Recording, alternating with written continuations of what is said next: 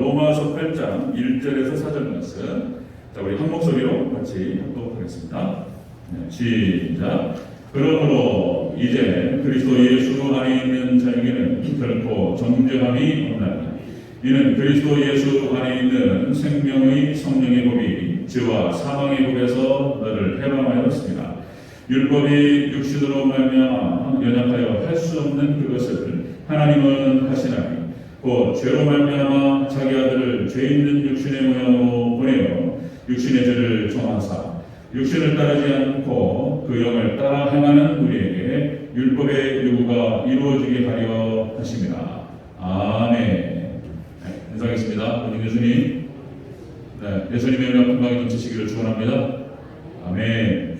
자, 오늘 함께 읽으실 로마서 8장 1절에서 4절 오늘 본문을 토대로 5월달 한 달 잠깐 우리가 이제 가정의 달로 인해서 관련된 말씀을 나누고 다시 로마서를 좀 로마서를 또 고민하는 건데 이 8장이 성경 전체에서 로마서 8장이 가장 위대한 장이라고 얘기합니다. 가장 영광스럽고 가장 은혜스러운 장이라고 얘기하는데 바로 성경 66권 중에서 로마서 8장입니다. 8장. 이게 이제 로마서 8장의 주제는 성도의 견인. 하나님께서 택하신 백성들을 이렇게 견인해 간다는 거예요. 견인이 무슨 말인지 아시죠? 여기 주차위반 잘못은 견인차 와가지고 앞바퀴 들어가지고 끌고 가버리잖아요. 그러니까 이제 우리 하나님 백성들 부족하지만 하나님께서 우리를 견인해 가신다는 거예요. 아멘. 그 얘기가 이제 로마서 8장의 주제가 되겠습니다.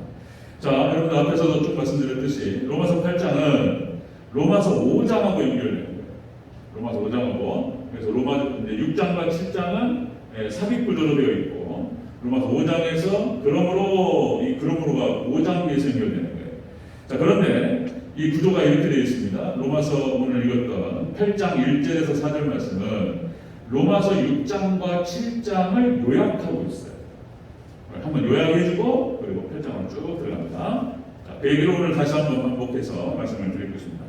자, 여러분들 복음과 율법과의 관계, 율법과 복음과의 관계는 무엇이냐? 이것이 이제 성경을 해석하는데 굉장히 중요한 틀이다 그랬습니다. 자, 율법을 우리가 구원받을 수 없기 때문에 율법을 행함으로 구원받을 수가 없어요. 그래서 우리가 불가능하다는 것을 우리가 인식하고 율법은 예수님께로 인도하는 역할을 합니다. 율법은 복음을 인도하는 역할, 그리고 우리가 복음을 통해서 예수님을 통해서 구원받고 그래서 율법의 의를 이루는 역할, 이렇게 상호 보완 관계를 갖고 있다라고 말씀드렸어요.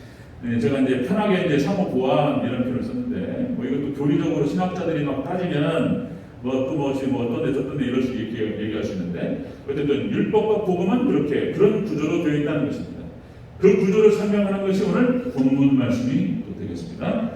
자, 여러분 디도서 2장 14절 말씀이 이렇게 얘기합니다. 디도서 2장 14절. 자, 그가 우리를 대신하여 자신을 주심은 모든 불법에서 우리를 속량하시고 자, 우리를 깨끗하게 하사 선한 일을 열심히 하는 자기 백성이 되게 하려 하십니다. 우리를 구원하신 목적이 뭐라고요? 선한 일을 열심히 하는 백성. 이 선한 일이라고 하는 것은 말씀을 순종하고 하나님의 나라 하나님의 영광을 위해서 헌신하는 백성. 선한 일을 위하여 애쓰는 백성을 만들기 위해서 구원하셨다 이렇게 얘기하고 있어요. 자, 그래서 제가 여러 번 말씀드렸지만은 이스라엘 역사 이제 출애굽을 해서 가나안 땅에 들어가서 그래서 거기에서 이제 사사기 역사, 그 다음에 열왕기 역대기 역사가 쭉 진행되고 신약의 역사, 2000년 교회 역사 쭉 진행되죠. 자, 이 모든 역사는 그 신명기 28장, 레위기 26장, 그죠? 말씀에 순종하고 그리고 불순종의 저주가 성취되는 역사일 뿐이다. 그런 말씀드렸어요. 그 말씀에 잘 순종하면 하나님께서 엄청난 복을 주셨고 불순종하는 자에게는 하나님께서 여러 가지 어렵게 힘들게 하셨어요. 그것이 쭉 진행되는 겁니다. 오늘까지도 진행된다는 것입니다. 자, 그래서 여러분들 7장 마지막 기억하실까요? 7장을 그래서 마치 죄를 합리화시키듯이 그렇게 해석하면 안 된다는 거예요. 우리 육신이 약하기 때문에 마음으로는 하나님을 육신은 제법을 섬기노라 그러면서 어쩔 수 없다는 듯이 그렇게 말하는 것이 아니다. 7장의 얘기는 율법과 율법의 기능과 한계에 대해서 설명할 뿐이다. 죄의 강력함을 얘기하는 것이고 율법의 한계를 얘기하는 것일 뿐이지 뭐 거기에 대해서 교리를 만들면 안 된다. 그렇게 10장을 마무리했어요. 자, 8장으로 들어갑니다. 자, 6장과 7장을 다시 한번 여기서 반복적으로 요약하는 것이기 때문에 다시 정리하고, 자, 구원론의 핵심 논리예요. 이 논리를 자꾸 헷갈려하고 혼란스러워하는 거예요. 오늘 쉽게 정리하겠습니다. 구원론의 핵심 논리는 거 이야기예요. 구원론의 핵심 논리, 구원론의 핵심 이야기예요. 자, 한번 보겠습니다. 자, 하나님께서 이루신 일 제목입니다. 다시 한번 따라하겠습니다. 하나님께서 이루신 일. 이거 정확하게 좀 제목을 적으면은 본문에 따라서 율법은 할 수 없으나 하나님께서는 이루셨다는 거예요. 자, 너무 길어서 제가 줄였습니다. 하나님께서 우리에게 이루신 일이에요. 자, 한번 살펴보겠습니다. 첫 번째, 하나님께서 이루신 일 첫째, 죄와 사망의 법에서 우리를 해방시키셨다라는 것입니다. 자, 1절과 2절을 같이 한번 다시 읽겠습니다. 1절, 2절 시작. 그러므로 이제 그리스도 예수 안에 있는 자에게는 결코 정죄함이 없나니 이는 그리스도 예수 안에 있는 생명의 성령의 법이 죄와 사망의 법에서 너를 해방하였습니다. 아멘. 율법은 할 수 없으나 하나님께서 이루신 일이 뭐냐 말이에요. 하나님께서 이루신 일은 우리를 죄와 사망의 법에서 해방시켰다는 것입니다. 하나님께서 하셨다는 거예요. 자, 이것을 다른 말로 좀 바꾸면 율법의 행위권에서부터 우리를 해방시켰다는 거예요. 우리는 행위권으로 구원받을 사람이 없습니다. 우리는 오직 믿음인 줄로 믿습니다. 행위권으로 율법을 613가지 규례와 율례를 다 지켜가지고 구원받을 사람은 아무도 없다는 거예요. 613가지. 그러니까 행위권으로 구원받는다는 그 개념에서부터 우리를 해방시키셨다는 것입니다. 자, 우리가 앞에서도 쭉 계속 반복적으로 말씀드렸던 것처럼 이스라엘 백성들의 애굽에서 출애굽 해방시켰어요. 애굽에 노예된 백성에서 해방시켜서 가나안 땅으로 데려갔어요. 하나님께서 모세를 통해서. 자, 그러니까 영역 주권을 얘기한다고 말씀드렸어요. 죄를 안 짓는, 죄에서부터 해방됐다고 하는 뜻이 죄를 더 이상 안 짓는다는 뜻이 아니고 영역이 달라졌다고 하는 것을 말씀드린다 그랬어요. 이거 구원론의 이 논리를 잘 이해를 하셔야 된다. 또 반복해서 말씀드리는 거예요. 애굽의 노예 백성이라고 하는 섹타, 그 영역에서 벗어나서 해방돼서 자유롭게 되어서 하나님 영역으로 들어갔다. 자, 우리나라가 일제 식민지 36년 동안 식민지였다가 우리가 1945년 8월 15일 날 해방되고 우리가 대한민국 국민이 되었다. 영역이 달라졌어요. 똑같은 대한민국 땅인데 통치 영역이 달라졌어요. 그걸 말하는 거예요. 자, 미국의 노예제도가 폐지되면서 그 노예였던 흑인들이 이제 미국 시민권자가 됐습니다. 그런 얘기인 거예요. 자, 그러니까 우리가 죄의 노예 백성이었어요. 죄의 노예 백성이었는데 예수님께서 우리를 거기에서 해방시키셔서 하나님 나라 백성 삼아주셨다. 그런 뜻입니다. 율법은 할 수 없으나 하나님께서 무슨 일을 하셨냐는 거예요. 하나님께서 하신 일은 바로 우리를 행위권에서부터, 율법의 행위권에서부터 벗어나게 해방시키셨다는 것입니다. 자, 여러분들 요한복음 8장 36절 이렇게 얘기하죠. 그러므로 아들이 너희를 자유케 하면 너희가 참으로 자유하리라. 도대체 무슨 말인가를 모른단 말이에요. 요한복음만 딱 떼놓고 얘기하면 나를 자유롭게 한다. 이게 무슨 뜻인가? 자, 여러분들 요한복음 8장 32절 진리를 알지니 진리가 너희를 자유케 하리라. 이 자유케 하리라는 게 뭔 말인가? 그게 이 말인 거예요. 로마서하고 같이 엮여가지고 이해하지 않으면 요한복음만 딱 따로 얘기하면 이게 뭔 말인가 이해가 안 되는 거예요. 이해가 안 돼요. 성경 구조를 같이 맞물리면서 이게 그물망처럼 엮여있기 때문에 같이 봐야지 이게 이 말이구나 이해가 안 되는 거예요. 출애굽기, 모세오경도 같이 봐야 돼. 그래야지 구원론이 딱 완성이 돼요. 예수님이 말씀하신 복음서와 그 다음에 로마서 이런 것과 모세오경과 이렇게 맞물려야 돼요. 그래 이게 그 뜻이구나 이렇게 알게 돼요. 그렇게 돼 있어요 성경에. 자, 그 다음에 요한복음 5장 21절 아버지께서 죽은 자들을 일으켜 살리신 것 같이 아들도 자기 원하는 자들을 살리시느니라. 예수님께서 우리를 살리신 줄로 믿습니다. 그거를 로마서 6장에서 딱 정의를 내리는 거예요. 영역 주권으로 이렇게 표현해요. 자, 로마서 6장 10절 11절 많이 반복했어요. 자, 거기서 이렇게 얘기하죠. 그가 죽으심은 죄에 대하여 단번에 죽으심이요 그가 살아계심은 하나님께 대하여 살아계심이니 이와 같이 너희도 자신을 죄에 대한 죽은 자요 하나님께 대한 살아있는 자로 여길지어다. 이 여길지어다라고 하는 말을 깨달아라 그리고 적응하라 그런 뜻이라고 말씀드렸어요.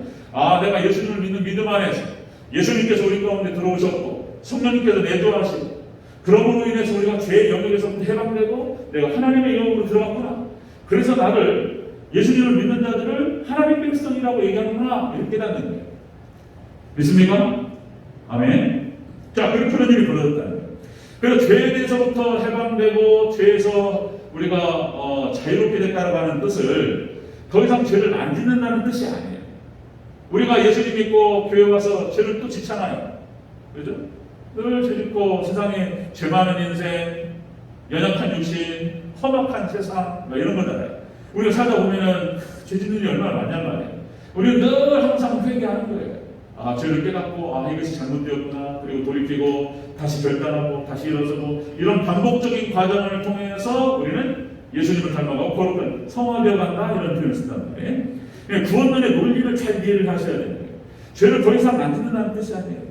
그러나 이게 뭔 말이냐면 이제 하나님의 영역 안에 들어가서 죄를 짓는다는 거예요. 우리가 해방돼가지고 대한민국인데 여기는 옳고 그름을 말씀드리는 게 아니고 대한민국 국민 우리가 대한민국을 선포했지만은 거기에 동의하지 않는 사람들이 있었어요. 대한민국 땅에.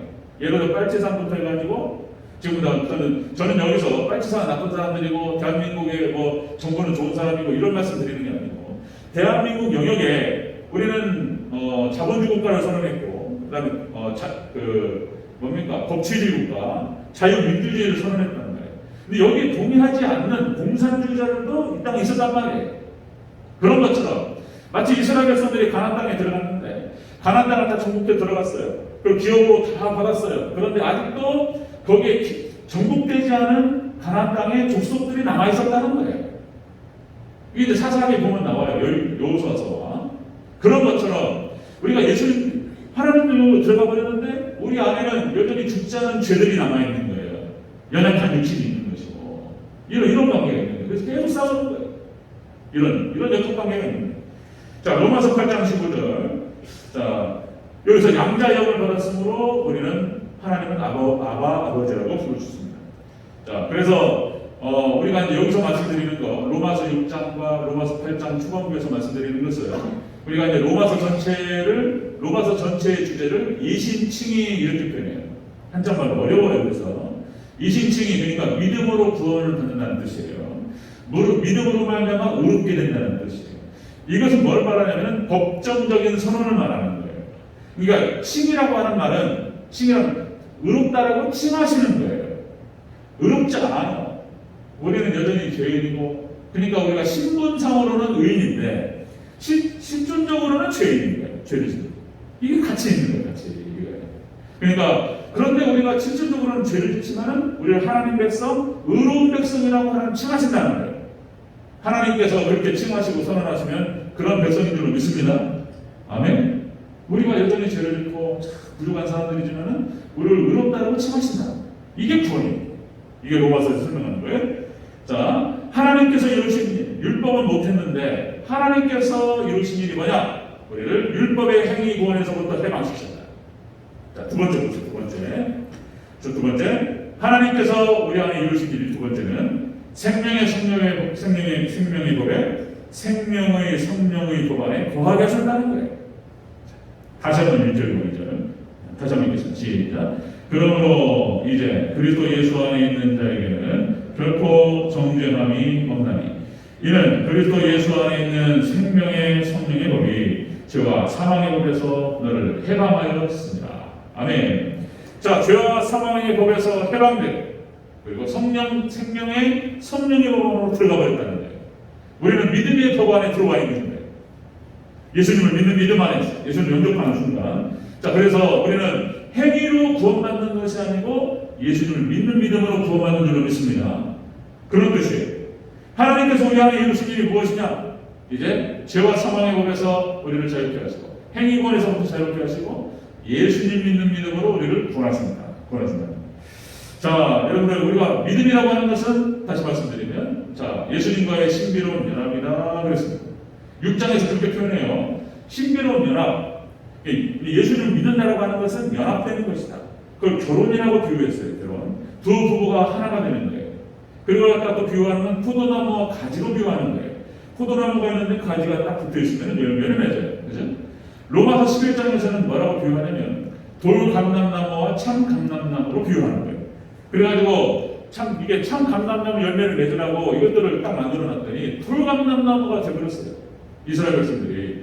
그래가지고 그걸 갖다 끊어가지고 참 감람나무에 적을 붙였더니 그 돌 감람나무 그 가지에서 참 감람나무 열매를 맺힌다는 거예요. 우리가 예수님 안에 있으면, 우리가 예수님을 믿는 믿음 안에서 부족하지만, 그러면 우리가 의의 열매를 맺을 줄로 믿습니다. 그 역학관계를 설명하는 거예요. 이게 막 로마서가 이게 강화체, 강의하듯이 하는 얘기고, 이 논리를 이해를 못하니까 계속 헷갈려요. 계속 헷갈려요. 계속 반복해야 돼요. 쉽게 설명하고.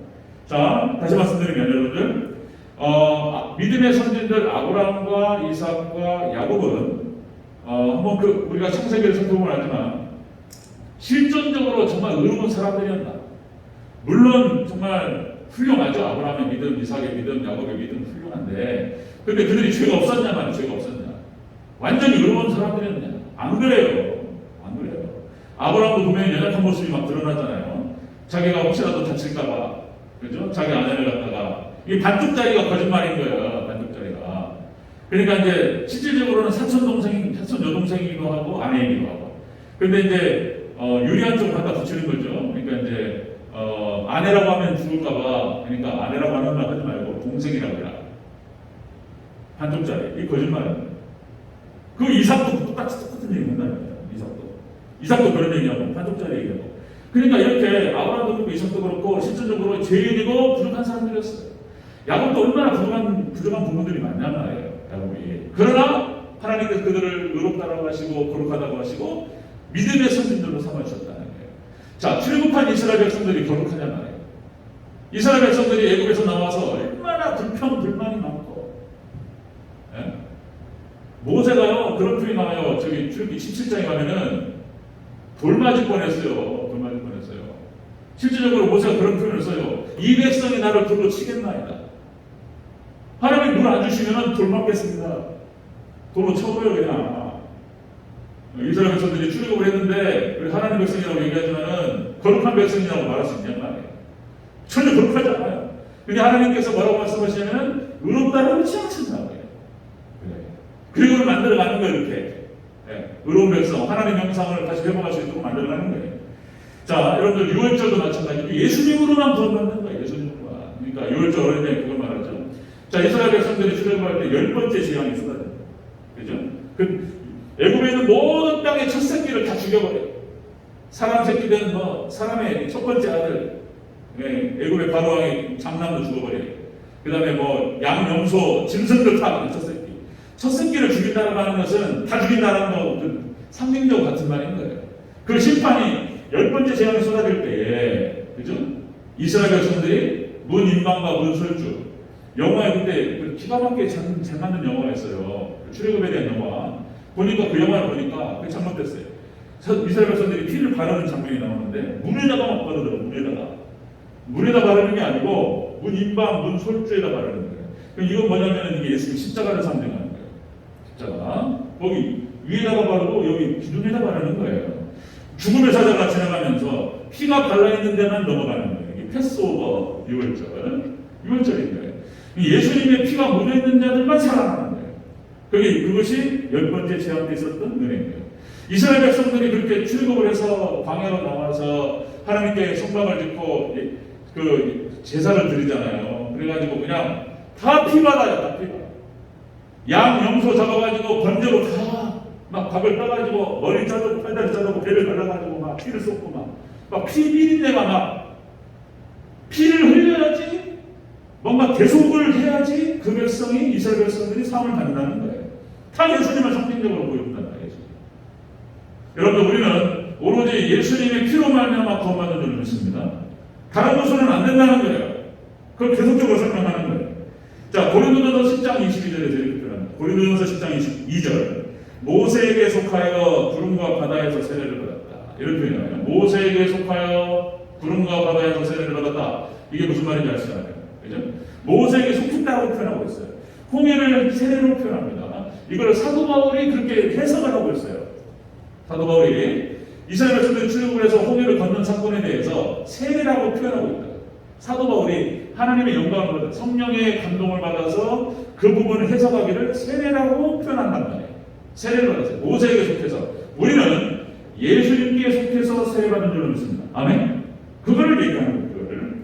갈라디아서 2장 20절. 자, 내가 그리스도와 함께 십자가에 못 박혔나니 그런즉 이제는 내가 산 것이 아니요 이제 내 안에 그리스도께서 사신 것이다. 아멘. 예수님께서 우리를 대신해서 죽으심으로 말미암아 이제 내가 사는 것이 아니고 내 안에 예수님께서 사는 것이다. 그래서 우리 하나님 백성들은 예수님, 내 안에 예수님의 삶으로 같이 동행하는 거예요. 부족하지만.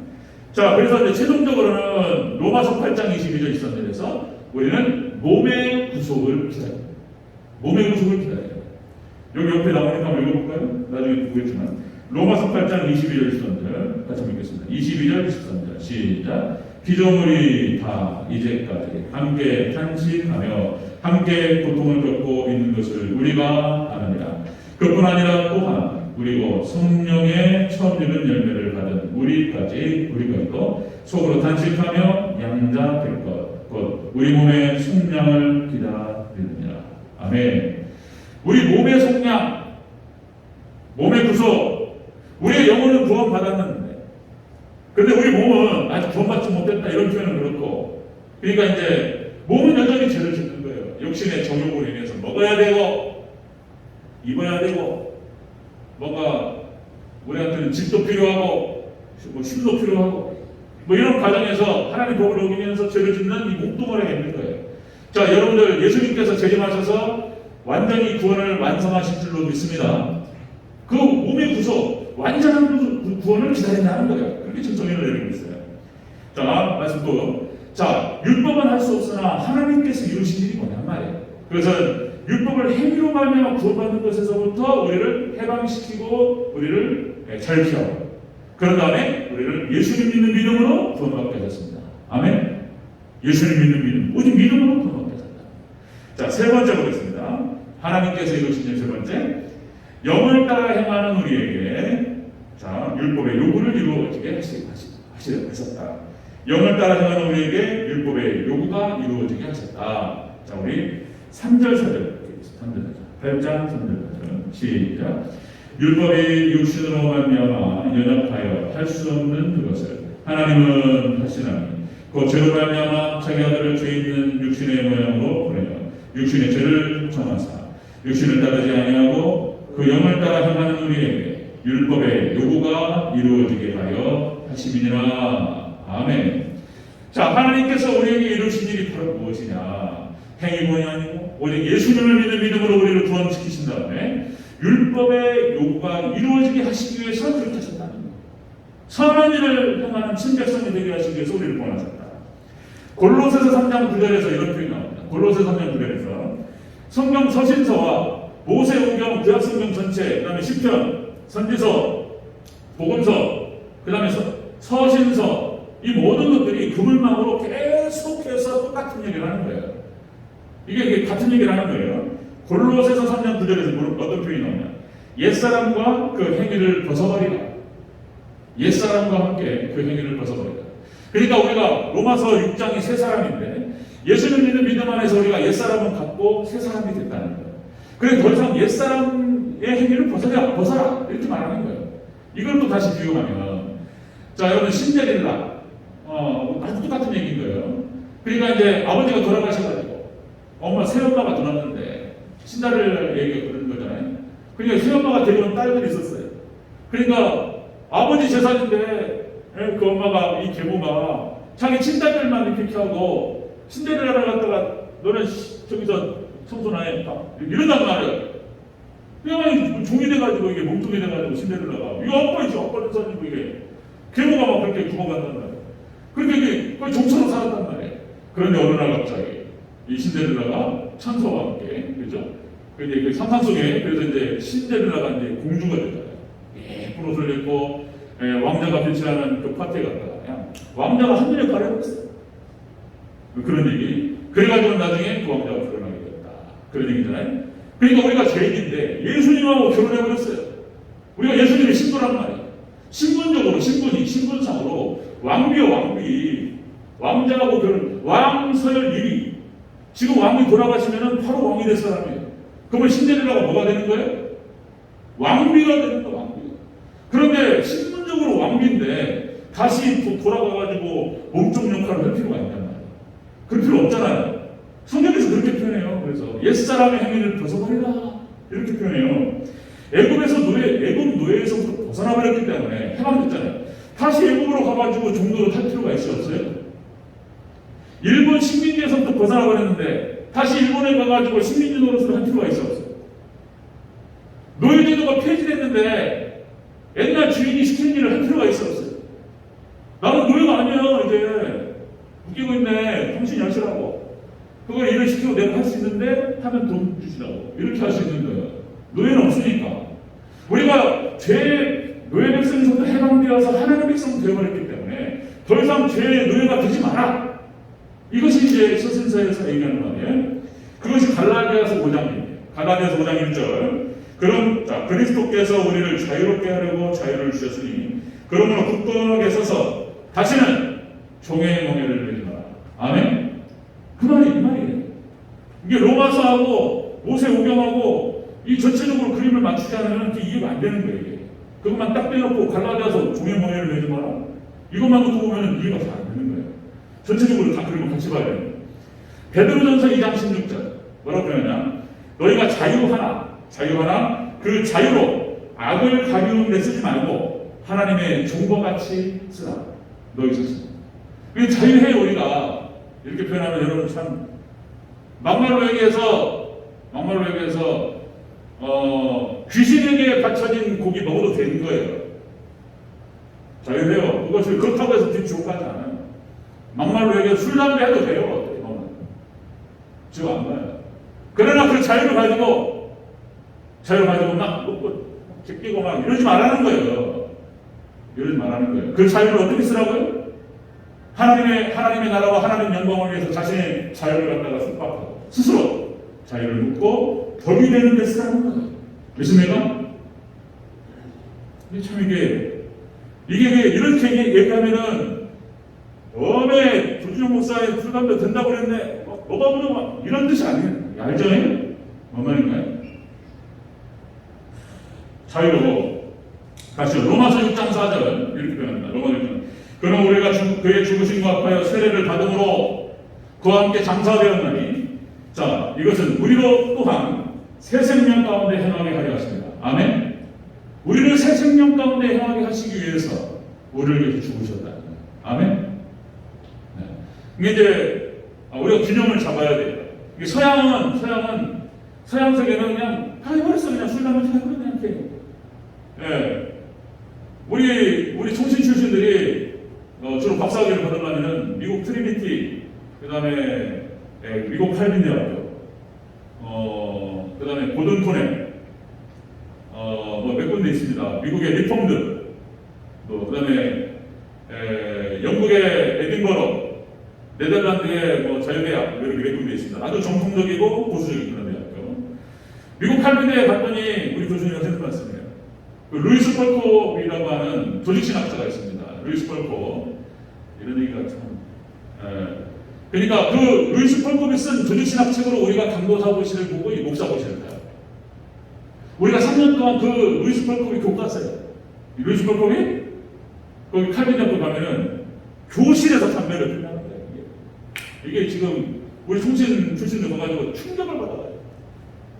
그래가지고 이제 교수님한테 가가지고 말을 루이스 펄콥이 그렇다는 거예요. 우리 한국 교회는 담배 피우면 지옥 간다. 우리 그렇게 배웠다고. 지금 그 강의실에서 나가서 피우는 것도 말고 같지도 않은 소리인데 교실에서 루이스 펄콥이 교실에서 강의하다가 루이스 펄콥이 담배 피운다는 거예요. 이게 참. 그러고는 이제 이렇게 얘기하는 거예요. 그게 무슨 이거 핀다고 무슨 담배를 핀다고 해서 이게 지금 진짜 어려운 얘기예요. 그러나 우리 한국교회 들어올 때 선교사님들이 워낙 술 담배로 찌들어 있으니까 이걸 갖다가 딱 막아버렸어요. 하지 마. 거기 안 된다. 이것이 전통적으로 내려와서 교리화되어 버렸어요. 그냥 안 하니까 좋아요. 얼마나 깨끗하고 건강하고, 그죠? 건강하고 깨끗하고 냄새나고 막 팩시 오르는데 여러분들 하나님 예수님께서 우리를 구원하시고 여러분들에게 주신 그 자유로 덕을 끼치는 데 사용하시기를 축원합니다. 자신입니다. 근데 함께 잘 잡아가지고 이제 장로님도 혹시 술 담배 하시면 큰일 나는데 우리 성도들이 누가 보면 이제 그냥 시험들어버려요. 그게 죄예요. 그게 이제 제가 어디 가서 술 담배 하면 들었어요. 제가 만약에 여기서 tör피나 걸리면은 우리 성도님도 저를 용서하시겠어요? 교회 나가야죠. 안 되죠. 버텨준 것은 안 되는데 절대. 안 돼. 안 되는 거죠. 법이 안 돼. 있을 수 없는 일인 거예요. 우리에게 주신 자유를 가지고 덕을 쓰는데, 덕을 끼치는 데 사용하라는 거예요. 그게 지금 본문 말씀이에요. 자, 골로새서 2장 19절 한마디 더 말씀드리면, 골로새서. 그러니까 여러분들 교회를 통해서 우리를 변화시키시고 우리를 성장시키고 우리를 구원하신다는 거예요. 골로새서 2장 19절 온몸이 머리로 말미암아 마귀와 힘줄로 공급을 받고 연합하여 하나님이 자라게 하심으로 자라느니라. 교회에서 우리가 연합되어서 교회에서 성장하고 교회에서 여러분들 우리가 하나님의 형상을 회복하면서 예수님을 닮아가게 될 줄로 믿습니다. 교회. 이 교회에 놀라운 비밀이 있어요. 에베소서 말씀을 나누면서 이제 하나씩 드러낼 텐데 하나님이 교회를 통해서 하나님의 비밀의 세계들을 드러내셔요. 교회. 제가 만약에 교회에서 설교자로서 하나님 말씀을 나누기 위해서 성경 연구를 하고 이렇게 하지 않으면 저 혼자 떨어져가지고 혼자 도서관에서 아무리 판다고 해서 말씀이 안 들려요. 그렇습니다. 제가 말씀에 꼴을 먹여야 되고 이런 상황에서 말씀의 샘을 갖다가 같이 샘물을 퍼줘야 되고 이런 어떤 책임감과 의무감과 그러면서 기도하게 되고 영혼들을 붙들고 기도하면서 그러면서 말씀이 열리는 거예요. 하나님 깨닫게 해주시는 거예요. 교회에 같이 있을 때 하나님 말씀이 열리는 거예요. 자, 여러분들 그때 말씀드렸던 거 다시 한번 반복합니다. 여러분들 출애굽한 이스라엘 백성들이 자 출애굽을 함을 통해서 이미 구원받았어요. 그런데 40년의 시간이 필요한 거예요. 광야 같은 40년. 그러니까 아직은 완성되지 않은 거예요. 우리 하나님의 백성들이 이 땅에 있는 동안은 그래서 이미와 아직 사이에 있다 이런 표현을 쓰는 거예요. 이것이 이제 조직신학적으로 이런 표현을 쓰는 거예요. 말장난하는 게 아니고 이미 구원받았으나 그 구원이 아직은 완성되지 않았다는 거예요. 자, 그 완성은 예수님께서 오셔서 완성시키실 줄로 믿습니다. 우리는 광야와 같은 40년 이스라엘 백성들의 광야 40년 같은 그런 인생길을 살아가요. 이미 구원받았어요. 이제 들어가게 될 거예요. 하나님 약속하셨고 하나님께서 이루실 겁니다. 믿습니까? 어쨌든 간에 우리는 가게 될 거예요. 그런데 그것이 아직 완성되지 않았기 때문에 우리는 영적인 전쟁이 필요해요. 그 가나안 땅에 들어가는 방식은 전쟁의 방식이었어요. 이 전쟁이 얼마만큼 충성스럽게 감당하느냐에 따라서 기업과 상급이 달라진다는 말씀을 드렸어요. 그 상급의 차이는 여호수아서 사사기에 잘 나타나 있어요. 상급 차이는 우리가 천국 가면 그 상급의 차이가 있을 거예요. 달라요. 그 영적 전투에 충실하게 임했던 사람들, 여호수아, 갈렙 이런 자들, 이런 사람들에게 좋은 땅을 말하셨어요. 상급이 달라요. 상급이. 그런 사람들은 지도자도 쓰셔요. 달라요. 천국 가서 어떻게 차이가 있을까? 우리는 그냥 짐작만 할 뿐이에요. 여호수아와 사사기를 통해서 이렇게 차이가 있겠구나. 그 상급은 천국 가서도 다르고 이 땅에서도 달라요. 이 땅에서 차이를 줘요. 얼마만큼 영적 전투에 충실하게 임했고 충실하게 그 전투를 잘 수행해 나갔느냐에 따라서 달라진다는 것입니다. 자, 말씀 정리하겠습니다. 율법은 못하는 일이지만 하나님께서 이루신 일이 뭐냐? 그래서 첫 번째, 우리 율법의 행위로부터 구원받는 그런 자체를 해서 벗어나게 하셨다는 거예요. 해방되고 우리는 예수님 믿는 믿음으로 구원받습니다. 아멘. 그런 다음에 그 믿음으로 말미암아서 우리 안에서 율법의 요구를 이루어지게 하시는 것이 하나님의 뜻입니다.